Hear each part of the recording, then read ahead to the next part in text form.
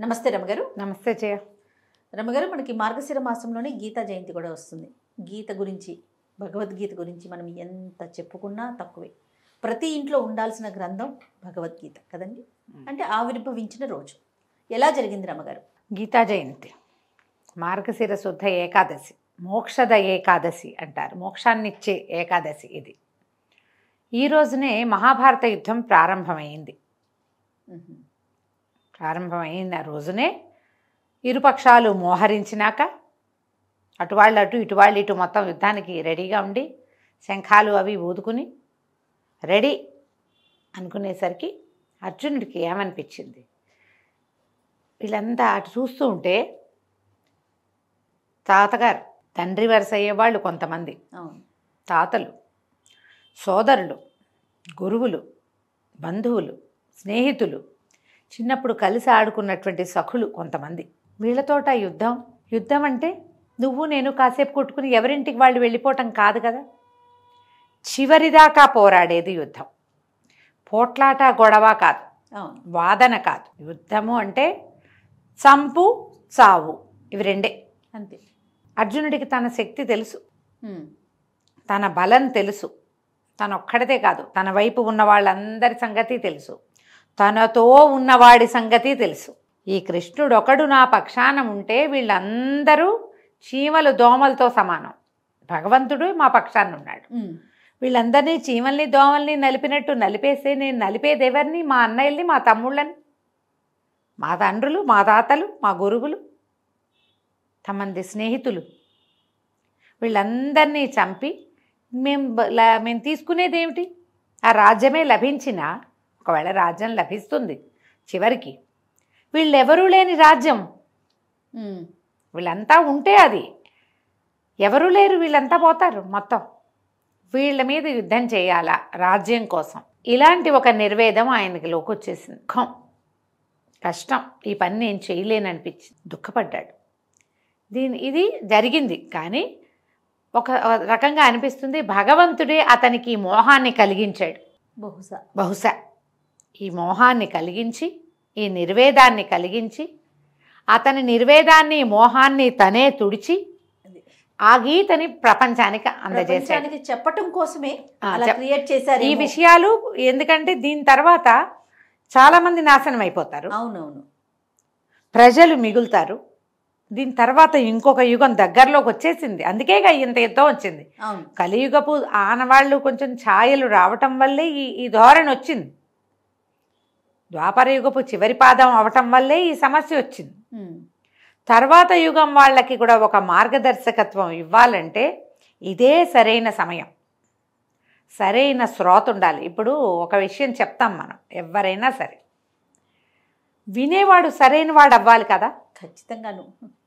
నేనేదో అద్భుతంగా చెప్తే వాడికి అర్థం కావాలి, వాడు దాన్ని లోపలికి తీసుకోవాలి, దానికి తగినట్టుగా అతను ప్రవర్తించాలి.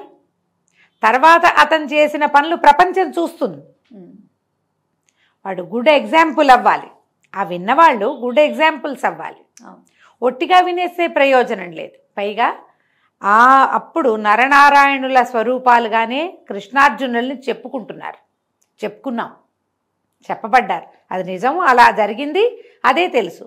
ఇప్పుడు నారాయణుడు నరుడికి బోధించిన దాన్ని ప్రపంచం శ్రద్ధగా వింటుంది, అర్థం చేసుకుంటుంది. కొంతమంది అయినా మోక్ష పదం వైపుకు నడుస్తారు. బహుశా భగవంతుడు ఈ ఆలోచనతోటే అర్జునుడికే ఈ నిర్వేదాన్ని కలిగించి దాన్ని నివృత్తి చేసి అంతే, అదే పాయింట్. అలా జరిగి ఉండవచ్చు. ఎందుకంటే ఆయన అట్లా ఇతరుల మనసుల్లోకి ఆ భావాన్ని చూపించటం అనేది ఆయన చేశాడు ఎన్నిసార్లు, ఆయనకి వెన్నతో పెట్టిన విద్య. అందుకని బహుశా ఇది కూడా ఇలా జరిగి ఉండొచ్చు. ఈ దుఃఖపడినటువంటి అర్జునుడిని ఆయన ఓదార్చి, నీదేం లేదు, నువ్వేం చెయ్యాలో అది చెయ్యి, ఫలితం మీద నీకు ఎప్పుడూ అధికారం లేదు, కేవలము కర్మలు మాత్రమే చేయాలి. నువ్వు క్షత్రియుడివి, యుద్ధంలో నుంచున్నావు, యుద్ధం చెయ్యి, రాజ్యంలో ఉంటావు, రాజ్యం చెయ్యి, ధర్మం చెప్పడానికి నుంచున్నావు, ధర్మం చెప్పు, అంతే నీ పని అని ఆయనకి బోధించాడు. 18 అధ్యాయాల్లో బోధింపబడింది. 18 అధ్యాయాలు నోటికొచ్చిన బంగారు తల్లులు వాళ్ళు చాలామందే ఉన్నారు. చాలామంది నేర్చుకుంటారు. అవును. చక్కగా నోటికి వస్తుంది. అనుష్ఠుప్ ఛందస్సులో నడిచింది, అద్భుతంగా ఉంటుంది. మహాభారత అంతర్గతంగానే మనకి ఇది కనపడుతుంది. ఇప్పుడు పైగా స్వామి తన స్వరూపాన్ని చూపించాడు అర్జునుడికి. ఈ 18 అధ్యాయాలు మొదటి అధ్యాయం నుంచి చివరి అధ్యాయం దాకా నోటికొచ్చి అన్నిటికీ అర్థం చెప్పుకుని, ఒట్టిగా అర్థము నోటికి రావటమే కాకుండా తాత్పర్యము, దాని తాలూకు అంతరార్థాన్ని గ్రహించగలిగితే మనం కొంచెం సమస్యల నుంచి బయటపడతాం. మానవులు నిర్వేదాన్ని పొందకుండా ఉంటారు. ఎంతసేపు ఈ నేను, నాది, నాకు కావాలి, నేను ఉంచుకోవాలి, నాకు అదేదో కావాల్సిందే, ఇవాళ రేపు ఎల్లుండి అవతల ఎల్లుండి రాగల 15 ఏళ్ల వరకు ప్లానింగు, ఏదైనా జరగకపోతే వెంటనే కుదేలైపోవటం, డిప్రెషన్స్లోకి కూరుకుపోవటం, ఇలాంటివి తగ్గిపోతాయి. మనుషులుగానే జీవించడం ఎలాగో తెలుస్తుంది గీత వల్ల. ఈ శరీరం మీద వ్యామోహం, సంతానం మీద అతి వ్యామోహం, సంపాదనల మీద యావా, ఇవన్నీ కూడా తగ్గుతాయి. చేయవలసిన పని చేయాలి, చేయకూడదు ఎప్పటికీ చేయకూడదు, ఆ విషయం అర్థమవుతుంది. ఇది భగవద్గీతలో చెప్పబడింది. కుదిరితే మొత్తం చదువుకోవటం, లేదా ప్రత్యేకంగా కొన్ని శ్లోకాలైనా చదువుకోవటం. ప్రతి ఇంట్లోనూ ఉండవలసిన పుస్తకంగానే భగవద్గీత చెప్తాం. ఉంటే ఏం ప్రయోజనం అమ్మా? ఇంట్లో ఉంటే ప్రయోజనమా? ఇంట్లో ఉంటే ఏంది, ఫోటో కనపడుతుంది, ఓసారి దండం పెట్టి అంతే, అయిపోయింది. ఈ రోజున కోస పూజ చేయాలంటే ఆ పుస్తకాన్ని పట్టుకొని దేవతా మందిరం ఎక్కడుందో అక్కడ పెట్టి పసుపు బొట్టు పెట్టి కసిన పువ్వులేసి హారతిచ్చి అయిపోయిందా? కాదు కదా. పుస్తకంలో ఉన్నటువంటి గీతని మస్తకంలో పెట్టుకోవాలి, నోట్లో ఉండాలి భగవద్గీత, బుద్ధిలో ఉండాలి కదా. అవునండి, దానికి ప్రయత్నం చేయండి. గీతా జయంతి నాడు పుస్తకం ఉంటే చక్కగా పూజ చేసుకోండి. మాకు పూజా మందిరం పైనే నేను ఆ పుస్తకం ఉంటుంది. మామూలుగా ఓపెన్ చేసి చదివే పుస్తకాలు వేరుండి, ఎవరిదో మళ్ళీ కొంటే ఒక పుస్తకం చక్కగా ఉంది కదా, అర్జునుడు అదే మన పార్థసారథిగా కనపడతాడు కదా, జయమూర్తి పార్థసారథిగా కావాలి, నాకు అట్లా కావాలి. రోజు ఆ పుస్తకం ఒక చెవుల్లో పెట్టుకుని ఒక మాట ఆయన చూసి మళ్ళీ పైన పెడుతుంటాను నేను. మందిరం మీదే ఉంది బుక్. ఈ మన ఇస్కాన్ వాళ్ళు వేసిన పుస్తకాలు బాగుంటాయి, అవును, గట్టిగా ఉంది. ఆ బుక్ పెట్టుకున్నా పూజ చేసుకోండి. ఈ రోజున ఒకసారి తెరిచి చదవండి. మా స్నేహితులు ఒకరు ఫారిన్ కంట్రీలో ఎక్కడ ఉన్నారు, డాక్టర్ వారు, పెద్దవారు, బాగా స్నేహితులు అని చెప్తున్నా కానీ 70 ఏళ్ళు ఉంటాయి. అయితే ఆయన చాలా టఫ్ టైంలో చాలా విసుగ్గా ఉంది, ఇప్పుడు ఏం చేయాలో తోచట్లేదు.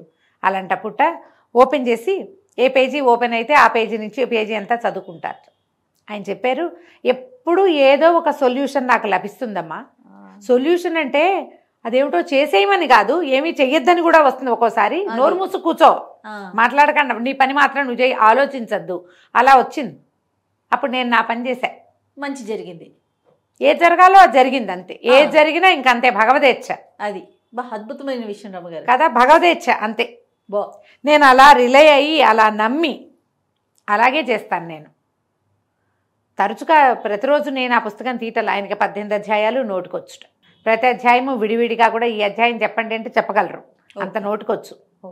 కానీ విపత్కర పరిస్థితుల్లో నేనేం చేయాలో నాకు తోచనప్పుడు, లేదా నేను ఎవరికైనా సలహా చెప్పాల్సినప్పుడు కూడా నేను ఒక్కసారి భగవద్గీతను తిరగేస్తే ఆ పేజీలో ఏం శ్లోకాలు ఉన్నాయో అందులోంచి నాకు ఒక సమాధానం లభిస్తుంది. అంటే ఎంత నమ్మిక కదా, ఎంత గట్టిగా నమ్మాలి, దాన్ని నమ్మాలి కదా. 100% మనం చేయవలసింది అది. మనకి భగవద్గీత ఆధ్యాత్మిక గ్రంథాల్లో అగ్రగణ్యమైంది. ప్రతి ఇంట రామాయణం ఉండాలి, ప్రతి ఇంట మహాభారతం ఉండాలి, ప్రతి ఇంట భాగవతం ఉండాలి, ప్రతి ఇంట భగవద్గీత ఉండాలి. ఈ 4 పుస్తకాలు లేని ఇల్లు, దేవుడు లేని కోవెల, ఇవి ఉండాలి. ఈ 4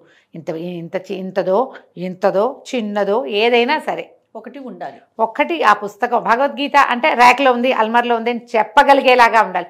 ఏమోనండి ఎక్కడో ఉండాలి, చూస్తాను, ఆ పొజిషన్లో ఉంచుకోవద్దు, అది మీకు కనపడాలి. తరచుగా మీరు ఆ 4 పుస్తకాలు, రామాయణాన్ని, భారతాన్ని, భాగవతాన్ని, భగవద్గీతని 4టిని మీరు ఫలానా ర్యాక్లో ఉంది అని మీరు తీసి ఇవ్వగలిగే స్థితిలో ఉండాలి. ఆ స్థితికి ప్రయాణం చేయండి దయచేసి. గీతా జయంతి అని ఈరోజు ఎక్కడైనా 4 స్పీచ్లు వినేసి పుస్తకం తీసుకొచ్చి పూజ చేసేసి తర్వాత పెట్టి పూజ చెయ్యొద్దు. అప్పుడప్పుడు తిరిగేయండి. రామాయణంలో అద్భుతమైన కథా విశేషం, రాముడి ప్రయాణం అద్భుతం. మహాభారతంలో ఎన్నో రకాలు పంచమవేదంగా చెప్పబడింది. ఈ భాగవతం గురించి కూడా ఒకరోజు చెప్దాం జయ. తప్పకుండా. భాగవతం మహాభారతం తర్వాత రాశారు వేదవ్యాసులు. ఇప్పుడు ఈ భగవద్గీత కూడా వేదవ్యాసులు రాసిందే కదా, ఎందుకంటే ఆ రోజు జరిగింది జ్ఞాపకం చేసుకుని రాశారు, అంతేగా, తర్వాత రాశారు. అప్పటికప్పుడు గ్రంథస్థం చేయబడలేదు, వ్యాసుల వారు ఇచ్చిందే అది కూడా మనకి. ఒక్క మాట ఆయన్ని తలుచుకుని భగవద్గీత తిరిగేయండి, 4 శ్లోకాలైనా చదువుకోండి, ఒక్క అధ్యాయం చదవండి, పురుషోత్తమ ప్రాప్తి యోగం చదవండి, కనీసం ఎక్కువ శ్లోకాలు లేవు, ఏదో ఒకటి ఈ రోజున ఈ గీతా జయంతి నాడు భగవద్గీత నుంచి కొన్ని శ్లోకాలనైనా చదివి అర్థం కూడా చదువుకోండి. ఎవరైనా చెప్తే వినండి లక్షణంగా.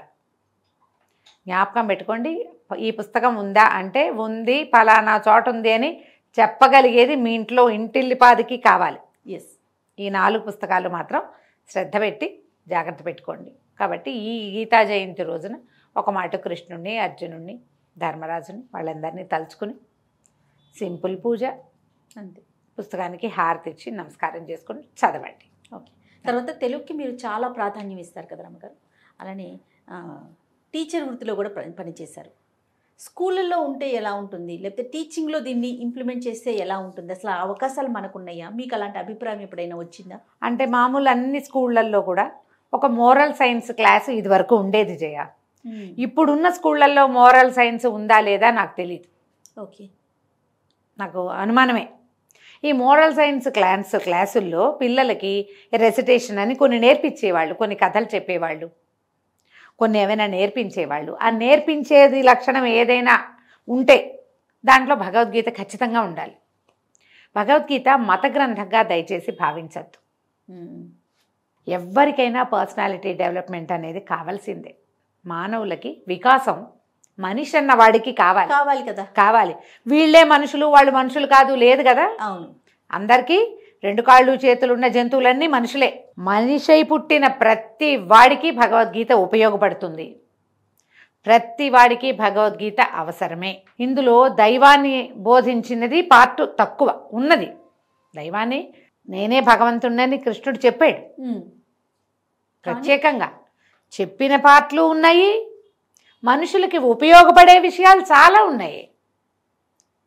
దీన్ని మీరు మత గ్రంథంగా భావిస్తే ఎట్లా కదా, అలా భావించద్దు. అక్షరాల మత గ్రంథమే, కానీ మత గ్రంథంగా భావించిన అవసరం కూడా లేదు. భగవంతుడు ఆయన నేనే భగవంతుడని చెప్పాడు కదా. అవునవును, చెప్పిన మాట నిజమే అయినా కూడా ఇంకా నీకు మనిషి అన్న వాడికి ఉపయోగపడేవి ఉన్నాయి. నువ్వు ముందు మనిషివి కదా, తర్వాత కదా నీకు మతమో ఇంకొకటో. కరెక్ట్ అండి. నీ కులాలు మతాలు నువ్వేర్పరచుకున్నవి, ఇవన్నీ మనం ఏర్పరచుకున్నాం, ఆయన తర్వాత వచ్చినవి, ఆయన ముందు లేవు కదా. కాబట్టి ఆ పాయింట్ని పక్కకు పెట్టండి. మీకు ఉపయోగపడే భాగాలు ప్రతి వాడు చదవలసిందే. ఎవరికైనా ఎవరైనా ఏదైనా చెప్పవలసిందే. మనం ఎవ్వరం పుట్టుకతోటి ఏది నేర్చుకున్నామా? ఏదైనా లేదు. ప్రతివాడికి ఎవరో నేర్పాలి, ఎవరినైనా చూడాలి. మనం చూసి నేర్చుకునేవి కొన్ని, చెప్తే నేర్చుకునేవి కొన్ని, నేర్పిస్తే నేర్చుకునేవి కొన్ని కదా. ఇప్పుడు చెప్పితే నేర్చుకునేది ఇందులో ఉంది. ఆయన చెప్పాడు, నువ్వు నేర్చుకో, నువ్వు మనిషివైతే. అబ్బే నేను కాదంటే నీ ఇష్టం, రకాలు కదా, ఎవరి అభిప్రాయం వాళ్ళది. కానీ ప్రతి వాళ్ళకి ఉపయోగపడే అంశాలే మానవులు సరైన మానవుడుగా ఎదగడానికి భగవంతుడి వైపే అడిగేయాలి ప్రతివాడు. ఇవాళ కాకపోతే రేపు, రేపు కాకపోతే ఎల్లుండి. ఆ నడకకి నీకు ఊతమిచ్చేది భగవద్గీత. కాబట్టి విద్యా సంస్థలో ఉండటం మంచిది. కాబట్టి అప్పుడు ఇందులో మతం లేదు కాబట్టి ఎవరైనా చదువుకోవచ్చు. నమస్తే. నమస్తే జయ.